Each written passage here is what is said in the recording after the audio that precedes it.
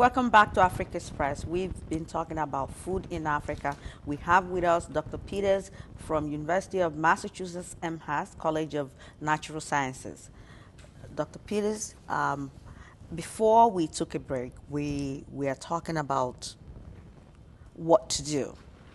How do we ensure that the next generation in Africa do not relive the horrors of food insecurity?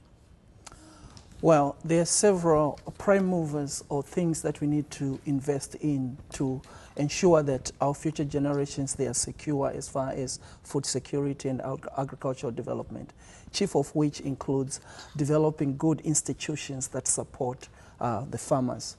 Like farmers, they need to have there has to be good policy framework that enables them to do their work.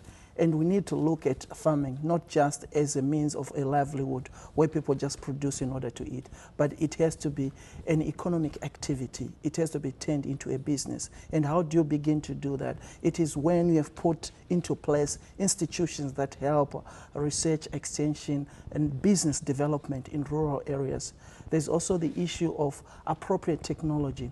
Do we have the appropriate technologies to spur development, to increase production within African farms? So all those things, they need to be in place to enable that development to come through. Looking at Africa as a whole, are there any country at all in Africa that's making an attempt in terms of putting some sort of structures? Well, you know, I'm glad that you're asking about Africa as a whole and specific examples. In fact, African leaders, they've come up with a program which they call CADIP, which means Comprehensive African Agricultural Development Program. In this CADIP, they have different pillars, and their pillars are such that they want to improve the food security situation. They encourage each other to come up with a deliberate framework to say how they are going to increase agricultural production, how they're going to increase food security in their countries, or access to means of production. So at a continental level, there is a framework, and that is being operationalized through NEPAD, which is the new Partnership for Africa's Development. So there is a blueprint out there, but then the problem is, how is that blueprint being implemented at national level? Because this is conceived at continental and sub-regional levels, and now at national level. Speaking of specific examples that have done better, in the last few years, Malawi is an example. Malawi has been a food deficit nation, but through a renewed leadership, through their current president, Bingu Mtaruka, he has been able to bring about a secure nation that has enough surplus of food. In fact, they are now exporting their produce to other countries in the neighborhood because of deliberate policies towards food security. They in fact instituted a new agricultural ministry called Food Security, Food Agriculture and Food Security, and they are on top of the things right now. We have examples in the past. For instance, Ghana and Nigeria, they've had some successes with maize, with cocoa, with other produce. And in fact, even a country like Zimbabwe in the early 80s, like between 1980 and 86, the smallholder farmers produced a record grain surplus of maize. And we have countries like Kenya, they were also doing very well in the late 70s, early 80s. But then they forgot to continue to invest in those prime movers. That is the drawback that we're finding, that governments are now shrinking their investments in agricultural production. Is it also possible that part of what we're suffering from is the migration of the able, capable hands? For instance, the youths, their migration into the city.